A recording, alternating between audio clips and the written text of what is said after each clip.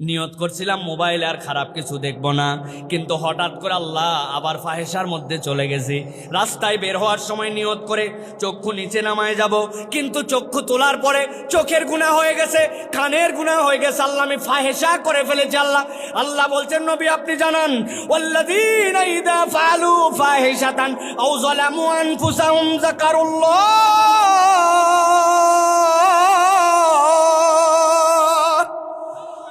ওই বান্দাগুলার যখনই মনে হয়েছে আল্লাহ আমার গুনাহ হয়ে গেছে, আল্লাহর স্মরণে চলে আসছে, আল্লাহ বলছেন ফাস্তাগফিরু লিযুনুবিহিম, তুমি আল্লাহর কাছে তোমার গুনার জন্য ইস্তেগফার করেছো।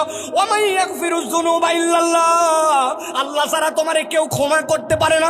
বান্দা আল্লাহর তোর গুনাহ ক্ষমা করবে, কিন্তু বান্দা তোর এই ইস্তেগফারটুকু আল্লাহর কাছে জিকির হিসাবেও লেখা হবে। সুবহানাল্লাহ।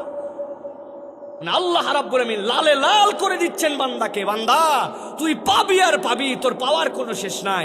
অতএব আমাকে মনে রাখতে হবে, আমার ইস্তেগফার কেলে ক্ষমা চাওয়া না, আমার ইস্তেগফার আল্লাহর কাছে জিকির হিসাবে পরিগণিত। সুবহানাল্লাহ।